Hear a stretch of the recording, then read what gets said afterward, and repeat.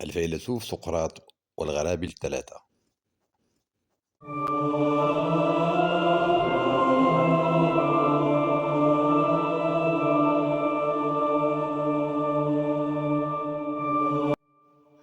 في أحد الأيام جاء شخص إلى الفيلسوف والحكيم سقراط وقال له: هل تعرف ما علمته اليوم عن صديق لك؟ لحظة، أجاب سقراط: قبل أن تروي لي ما حدث أريد أن أختبر ما ستحكيه بواسطة الغرابيل الثلاثة. أجل، أجاب سقراط، قبل أن تحكي أي شيء عن الناس من الأفضل أن تقوم بتصفية معلوماتك، وهذا ما أسميه اختبار الغرابيل الثلاثة. الغربال الأول هو غربال الحقيقة. هل تأكدت من أن ما تريد قوله حقيقي؟ لا، أنا فقط سمعته. فلنقم بتصفية ما ستقول مستعملا الغربال الثاني، غربال الحسن. ما عرفته عن صديقي هو شيء حسن. كلا، عكس ذلك. إذن فأنت تريد أن تحكي أشياء قبيحة عن صديقي وأنت لست متأكد من أنها الحقيقة. ربما تريد اجتياز الغربال الثالث، لأن ما زال هناك غربال ثالث يدعى المنفعة. ما تحكي عن صديقي هل فيه فائدة؟ لا، لا فائدة فيه.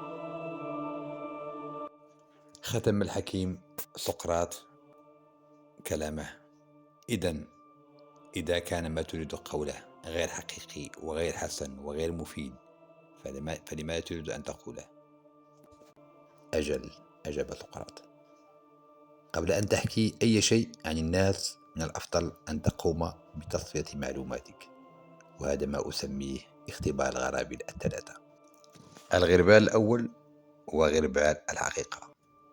هل تأكدت من أن ما تريد قوله حقيقي؟ لا، أنا فقط سمعته. فلنقم بتصفية ما ستقول مستعملا الغربال الثاني، غربال الحسن. ما عرفته عن صديقي هو شيء حسن. كلا، عكس ذلك. إذن فأنت تريد أن تحكي أشياء قبيحة عن صديقي وأنت لست متأكد من أنها الحقيقة. ربما تريد اجتياز الغربال الثالث، لأن ما زال هناك غربال ثالث يدعى المنفعة. ما تحكي عن صديقي هل فيه فائدة؟ لا، لا فائدة فيه. ختم الحكيم سقراط كلامه: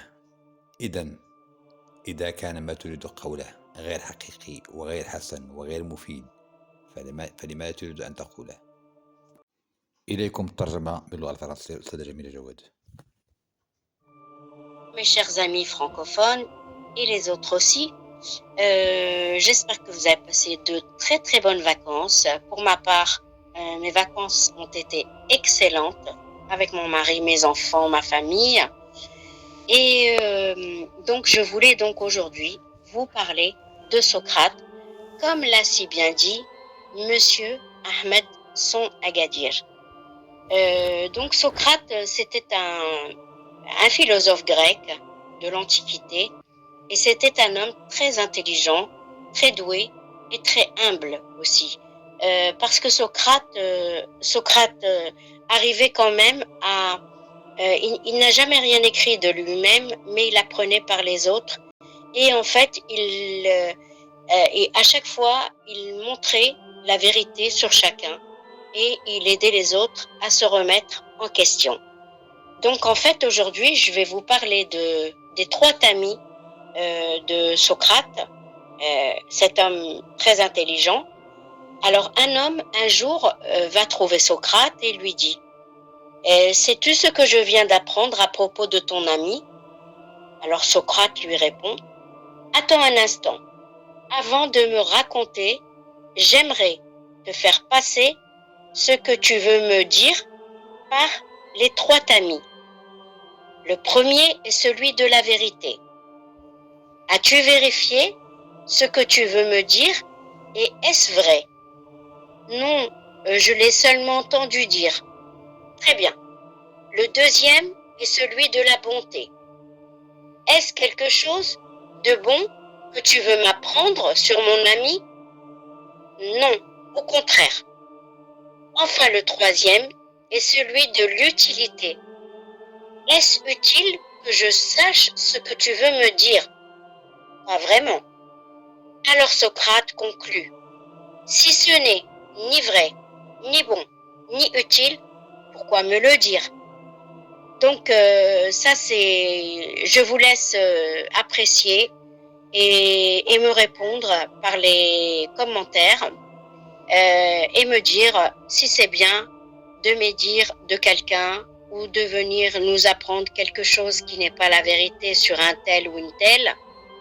Mais je trouve que Socrate est un personnage vraiment intéressant et je vous souhaite de passer une bonne journée, une bonne soirée, une bonne nuit.